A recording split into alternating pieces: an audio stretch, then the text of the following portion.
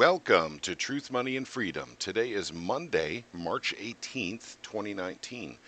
And if any of you follow the channel here know I put out a Brexit video about 3 or 4 weeks ago.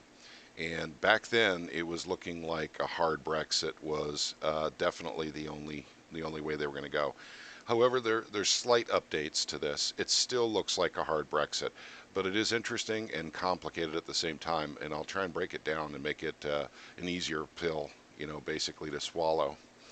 Um, there's still not voted on any kind of Brexit deal as far as Parliament goes. Pretty much every deal that Theresa May has put out, it definitely benefits the EU, but does not benefit Britain, oddly enough. So they've rejected everything. And basically, this story here kind of encapsulates the fact that it looks like it's a hard Brexit. Now, I'll read a few things here. Um, it says if the EU tries to force Britain to surrender, then there remains a risk of a hard exit come March 29th, 2019. There's some key things here. Actually, I want to bring up real quick in this article. I'm not going to read the whole thing. The EU is fighting for its survival, which is true. But the main lesson here is the EU wants Britain to go through as much pain as possible on the exit.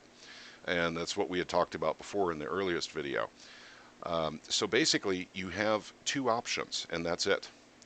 And it comes down to this. What the EU is gambling on is that Britain will be unable to come up with any plan that they will accept.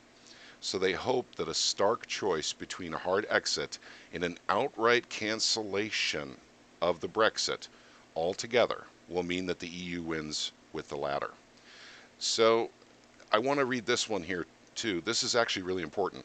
Actually, under the law, Britain will leave the EU on March 29th with or without a deal.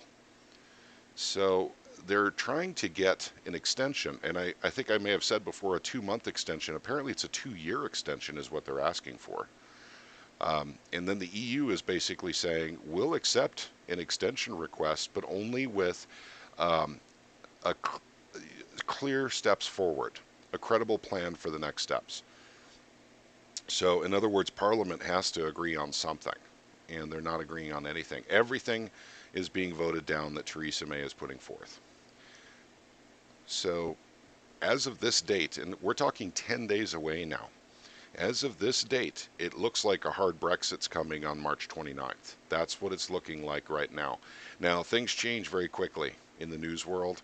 I don't have any newer information than this. This article is from today, though. You can see the date up here.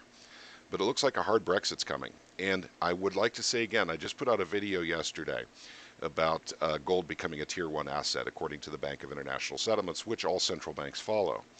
That's the same date as this, interestingly enough. And I'm not sure exactly if that was by design, or if that's just some sort of weird coincidence, but I'm not the kind of guy that believes in coincidences. So at any rate, talking about the video I put out about gold for a quick second here, if you don't have any gold, I'm not saying, go out and, take all your retirement money and go into gold with it. It's just a good idea to have a little bit of gold. Silver is a good option too. I do both. However, I'm heavier on the silver than I am on the gold, by far. But it is something for everyone to consider. I don't know what their true intentions are. They've been manipulating gold and silver with the government's, nod of approval for many, many, many years.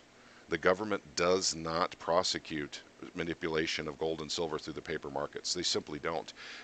There's been one case, and that's Deutsche Bank, where they were prosecuted for manipulating silver, but they made $4 billion manipulating silver.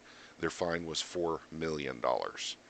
So that should tell you something right there. That means the government really doesn't care that they're doing it. In fact, I think the government's asking them to do it. I think it really comes down to that. So gold going up, after March 29th, and then March 29th, a Brexit, a hard Brexit, not just a Brexit, but a hard Brexit. So basically expect turmoil in the markets this coming up week until this this Brexit thing is actually solved, or at least there's some sort of information showing that they're coming up with a plan to leave the EU. The reason why is because the EU will make this as painful as possible for Britain. Believe me, that's their plan. And we're talking about the people of Britain, not the government. So I don't know exactly what they have planned, but the EU is a very large organization filled with unelected officials, and they have to justify their existence. But the one thing is clear: if Britain leaves the EU, and they actually have a positive experience doing so, I guarantee you there's probably 8 nations lined up to do it right after Britain. So if they leave the EU, Britain leaves the EU and has a very negative experience, the EU goes after them with, some degree of let's just say that they definitely don't want them to have an easy time leaving the EU. If the EU does that, and then basically Britain goes through a certain amount of pain, especially for 18 months, and that is possible, by the way, then the other countries in the EU that were looking to leave probably won't be as enthusiastic about leaving, at least in the near future. But Britain pays a lot of money into the EU, and without that money, the EU loses a lot of power. So, at any rate, gang, this is the exit. Fool Britannia, hard exit or no exit. I don't think no exit's really a deal at this point. I think they'd have to hold another referendum, and I don't think that's in the cards. Now, I could be wrong. I've been wrong about other things before, but it is something that you need to pay attention to because this will affect the markets, all markets, bond markets, stock markets, even real estate could be affected by this.